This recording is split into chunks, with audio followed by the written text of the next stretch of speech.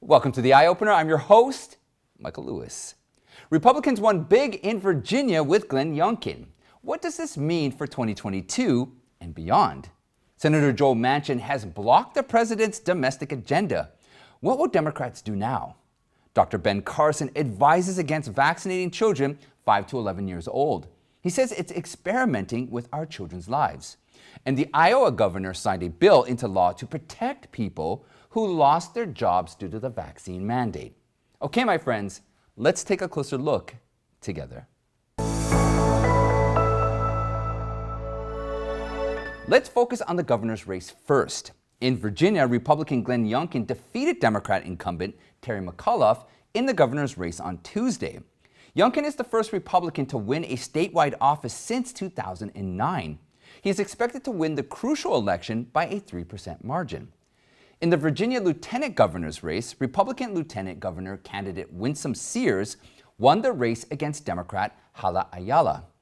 With Virginia's gubernatorial race considered a key windfall ahead of next year's midterm elections, Youngkin's victory increases Republican confidence that they could regain majorities in the House and Senate in the 2022 congressional midterm elections. Youngkin, a first-time candidate and former private equity chief executive, won thanks to a wave of enthusiasm from Republican voters and by capitalizing on parental anger over local school board decisions. Virginia mother and education activist Asra Normani said on Fox on Tuesday that Virginia parents used their votes to send a very clear message to everyone who treats parents like dirt. We are mama bears and papa bears, and we have said loud and clear, get your hands off our cubs. You're going to lose more races if you continue to treat us like dirt, and we have risen. We are loud and we are strong. And we are saying very clearly, we are not going to allow you to claim our babies. None of this nonsense is going to be acceptable anymore. And overall, in the Virginia House race, the tally so far has Republicans back in the majority with a 51-49. Meanwhile, Democratic Governor Phil Murphy's race against Republican challenger Jack Ciattarelli in New Jersey remains neck and neck, with Jack Ciattarelli leading by less than 0.1% in the current vote count. And in Minneapolis, voters rejected a proposal to replace the city's police department with a public safety plan.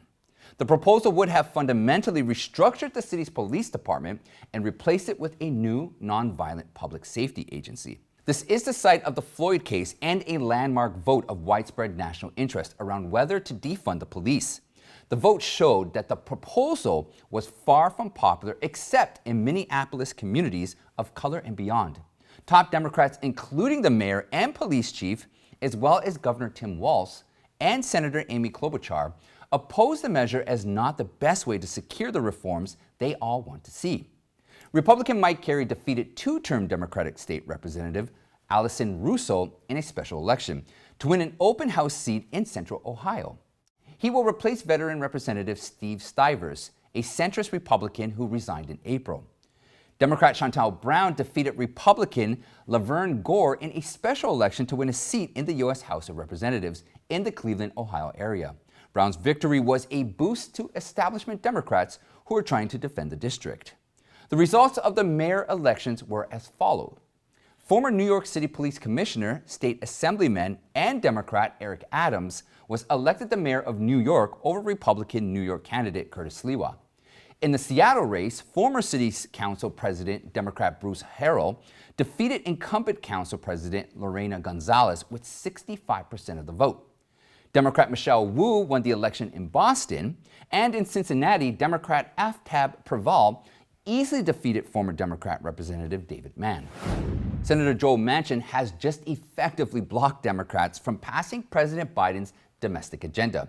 His news perspective on this current $1.75 trillion bill will likely kill Biden's agenda. After reviewing it, Manchin reiterated concerns about explosive inflation, debt, the potential for rising interest rates, and the creation of new social spending programs if Biden's agenda is implemented.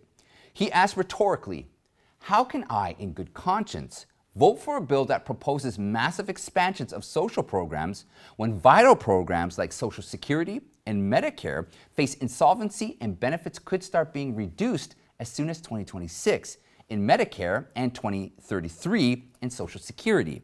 How does that make sense? I don't think it does. He said the release of more details showed that the revised bill was actually a shell game, a budget gimmick, and that the true cost of the so-called $1.75 trillion bill was almost double that if the full term was used up. That is, when Biden's original plan was forced to scale back from $3.5 trillion to $1.75 trillion, it looked like a lower cost bill. Yet what the Democratic administration did was actually fund certain programs for a few years and then extend them indefinitely to continue to invest in them. In the current framework, for example, the Democrats' bill extends the per-child family allowance by 1 year, expands Obamacare by 4 years, and creates universal preschool and child care programs that is funded for only 6 years. But Manchin says the bill's 10-year cost should be considered if and when you permanently extend the program, meaning if these new welfare programs survive beyond the framework's expiry date. Brian Reynolds of the Manhattan Institute for Policy Research said the real cost of the framework is closer to $4 trillion if the case is considered over a 10-year period. If Manchin really keeps his word and looks closely at the final cost of the new spending programs that could be permanently extended, then the Democrats' charade will come to light. Using a 10-year cost as a yardstick, they would have to eliminate many programs outright to bring the bill down to about $1.5 trillion. But progressives in the Democratic Party already see the current bill as compromised. And if the Biden administration had to cut more from the bill, these people would likely not agree, killing the bill altogether. Governor Gretchen Whitmer, a Michigan Democrat, vetoed several pieces of legislation introduced by Republicans on Friday when she vetoed Senate Bill 303. The bill would have eliminated the option for voters without ID to vote directly if they fill out an affidavit. She also vetoed Senate Bill 304, which would have required those who voted via provisional ballot to establish their status 6 days after an election so that their votes could be counted. The bills would have also prohibited the Secretary of State and clerk from mailing absentee ballot applications unless requested by the voter and prohibit private donations to help administer the election. Voters who go to the polls without a photo ID, for example, are allowed to cast a regular ballot under current law as long as they sign an affidavit. More than 11,400 people did so in the 2020 presidential election. But there is no doubt that this electoral step does have a loophole. And under this legislation, they would only be able to get provisional ballots first and would have to verify their identity with the local clerk 6 days after an election before their votes could be counted. The governor said the bills would disproportionately hurt minority voters, who are more likely than white voters not to have photo ID on Election Day. The governor, however, did not say how she would react if the majority's right to vote was hurt due to loopholes in the election. Whitmer also said there was no evidence that affidavit ballots caused voter fraud, but the absence of evidence of voter fraud does not mean there were no election loopholes. A number of new laws tightening election rules have been passed in Republican-controlled states. Polls show that a majority of Americans from both parties support laws requiring voters to show photo ID. In response to Whitmer's veto, Gustavo Portela, spokesman for the Michigan Republican Party, commented, "This was an irresponsible and solely partisan response to common sense legislation that would protect our democratic system and is widely supported by Michiganders of all political stripes." A ballot committee is circulating a petition to push the Republican-controlled legislature to reintroduce the bills next year. And coming up, Ben Carson advises not vaccinating age groups 5 to 11, and Iowa Governor Kim Reynolds signed a bill into law supporting anyone who loses a job because of the vaccine mandate. But before we continue, I just want to stress how important it is as the viewer to help us get the truth out to as many people as possible. Please take the time to like the video and share it across all your social media. Also, double check and make sure you're still subscribed to the channel and click the bell so that you can be notified every time we post a new video. Thank you all for your continued support. Okay, my friends, let's get back to the show. The FDA announced the approval of the Pfizer vaccine for children aged 5 to 11, giving the green light to vaccinate children nationwide. In response, Dr. Ben Carson, former director of pediatric neurosurgery at Johns Hopkins University Children's Center and former Secretary of Housing and Urban Development for President Donald Trump, was sharply critical of vaccinating children for COVID-19. On Sunday's Fox News show, he slammed the COVID-19 vaccination for children as a huge experiment. The fact of the matter is, the mortality rate for children from COVID-19 is 0.025, which is very similar to the rate for seasonal flu, he insisted. And we haven't been for years and years going through all these things for seasonal flu. He added that we don't yet know what the long-term effects of these vaccines will be on children. So it really is a huge experiment. Do we want to put children at risk when we already know that the risk to them from this disease is relatively small? We don't know what the future risks are. Why would we want to do such a thing? The CDC Advisory Committee on Immunization Practices will meet this week to discuss further clinical recommendations.